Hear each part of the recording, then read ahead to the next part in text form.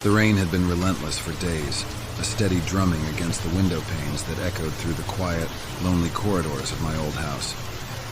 I had always found solace in the rhythmic sound of rainfall, but something about that night felt different, ominous, almost suffocating. As the clock struck midnight, the power flickered and died, plunging the house into darkness. I fumbled in the drawer for a candle and matches, my hands shaking as I struck the match, its flame casting long, dancing shadows across the walls. The silence that followed the power outage was deafening, broken only by the occasional creaking of the floorboards above, as if the house itself was stirring from a deep slumber. Armed with nothing but a flickering candle, I decided to brave the darkness and venture to the basement to check the fuse box. The air grew colder as I descended the stairs, the musty smell of damp earth assaulting my senses. The basement, a small, cramped space filled with boxes of forgotten memories, felt unusually oppressive that night. As I reached for the fuse box, a sudden chill ran down my spine, and I could feel the hairs on the back of my neck stand on end. I turned around slowly, the candlelight revealing nothing but shadows and old furniture. I shook off the uneasy feeling, chalking it up to the storm and the darkness playing tricks on my mind. With the fuses checked and found to be in order, I made my way back upstairs, eager to leave the suffocating atmosphere of the basement behind. However, as I reached the top of the stairs, I heard it. A soft, barely audible whisper, carried by the wind, calling out my name. Anna! I froze, my heart pounding in my chest, as I strained my ears, trying to discern if what I heard was real or a figment of my imagination. The whisper came again, louder this time, filled with an urgency that sent shivers down my spine. Anna, help me. I took a deep breath, trying to steady my racing heart as I made my way to the living room. The whispers growing louder, more persistent. The room was bathed in the soft glow of the candle, the shadows dancing on the walls as if alive. And then I saw her, a young woman, her form translucent and ethereal, standing in the corner of the room, her eyes filled with sorrow and desperation. My breath caught in my throat as I realized I was not alone, that the whispers were coming from her. Who are you? I managed to choke out, my voice barely above a whisper. My name is Emily, she replied, her voice soft, filled with a pain that resonated in my very soul. I need your help.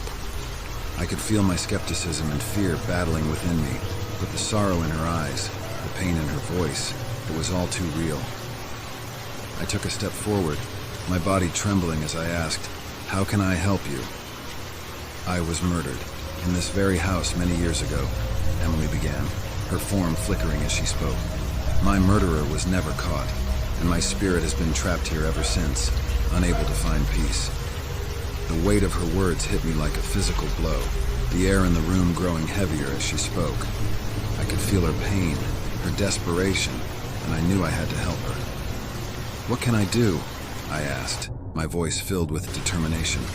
Find my murderer, bring them to justice, and set my spirit free, she implored, her eyes filled with a glimmer of hope. The task was daunting, but I couldn't ignore the plea in her eyes, the pain in her voice. I agreed to help her, embarking on a journey that took me deep into the history of the house, uncovering secrets and lies that had been buried for decades. As the days passed, the whispers grew louder, more insistent, as if urging me on. The shadows in the house seemed to come alive, watching my every move, a constant reminder of the task at hand. The clues led me to a name, a relative of the previous owners, whose greed and jealousy had driven him to murder. The evidence was circumstantial at best, but it was all I had. I took it to the police, my heart heavy with the burden of Emily's story. The investigation was reopened, and as the pieces of the puzzle fell into place, Emily's murderer was finally brought to justice. The whispers ceased, the shadows faded, and for the first time in days, the house was silent. That night, as the rain fell softly against the window panes, I felt a sense of peace, a gentle breeze whispering through the room, carrying with it a soft, "Thank you." Emily was gone, her spirit finally at rest. The echoes of rainfall were no longer ominous, but a soothing lullaby, a reminder that even in the darkest of times, there is always hope, always a chance for justice and peace. And as I blew out the candle, the room bathed in the soft glow of the moonlight, I realized that I had not just helped a restless spirit find peace. I had uncovered the strength within me, the courage to face the shadows and the whispers, and emerged from the darkness stronger and at peace with myself.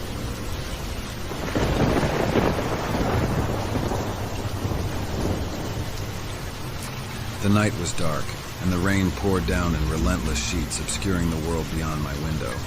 The wind howled, creating eerie melodies as it whipped through the trees. I had always found storms to be mesmerizing, but that night, there was an undercurrent of something sinister in the air. Sitting alone in my small, cozy living room, the only light came from the flickering flames in the fireplace. The power had gone out hours ago, and with the storm showing no signs of letting up, I resigned myself to a night enveloped in shadows. As the minutes ticked by, a strange feeling began to settle over me. It was as if I wasn't alone, as though there were unseen eyes watching me from the corners of the room.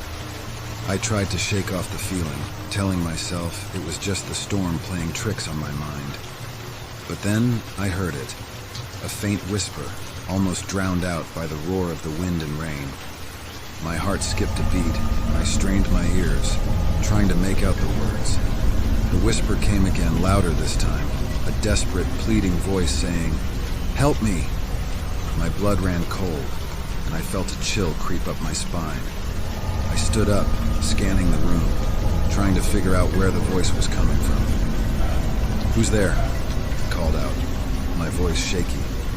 The whisper turned into a sob, a sound so filled with sorrow and pain that it made my heart ache. "Please, help me," the voice pleaded. Without thinking, I found myself moving towards the sound, guided by the whispers that grew louder with every step. The living room gave way to a narrow, dark hallway, and I felt the temperature drop as I progressed. The whispers were now accompanied by soft cries, the sound so clear that it was as if the person was right next to me. I reached the end of the hallway, finding myself in front of a door I had never noticed before. My house was old, and I had lived there for years, but this door was a mystery to me. My hand reached out, grasping the cold doorknob, and I hesitated. The voice behind the door was now a clear, desperate plea. "Please, I'm trapped. Help me." Gathering my courage, I turned the knob and pushed the door open. The room beyond was bathed in an ethereal bluish light, the source of which was unclear. The storm outside seemed to fade away, and all I could hear were the soft cries of the voice, now clearly that of a young woman. She sat in the center of the room, her form transparent and shimmering in the strange light. Her eyes met mine, filled with tears and relief. "You can see me," she whispered, her voice filled with disbelief. I nodded, unable to find my voice. The reality of the situation was too much to process. The ghostly figure before me, the hidden room, the storm raging outside. "My name is Sarah," she said, her voice stronger now. "I died here, trapped in this room during a storm just like this one. I've been alone for so long." Her story unfolded, a tale of love and betrayal, of being locked away and forgotten. My heart ached for her, and I knew I couldn't leave her trapped in this state. "I want to help you," I said, my voice firm with determination. "Tell me what I need to do." Sarah's eyes shone with gratitude as she told me what she needed, a proper farewell, acknowledgement of her existence and her untimely demise. She guided me, her whispers now gentle, as I performed a simple, heartfelt ritual to set her spirit free. As I finished, the room began to fade, the bluish light dimming as Sarah's form became more transparent. "Thank you," she whispered, her voice filled with peace and relief. "I'm free." And then she was gone, the room disappearing with her, leaving me standing in the dark, narrow hallway once more. The storm outside had calmed, reduced to a gentle rain, and the sinister feeling in the air had lifted. I made my way back to the living room, my mind reeling from the experience. The flames in the fireplace had died down, casting long, flickering shadows on the walls. But the shadows no longer held any fear for me. I had faced the unknown, helped a lost soul find peace, and in doing so, I had found a strength within myself I never knew existed.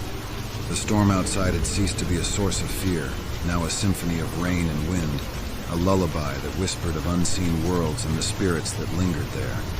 As I sat down, finally at ease, I realized that the stormy night had brought with it a lesson, a reminder that even in the darkest, most terrifying moments, there is always the potential for compassion, for connection, and for peace.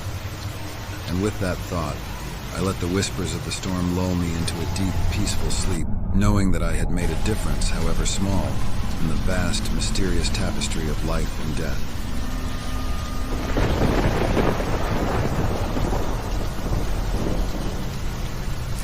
Like the video, subscribe, and turn on notifications for more chilling content.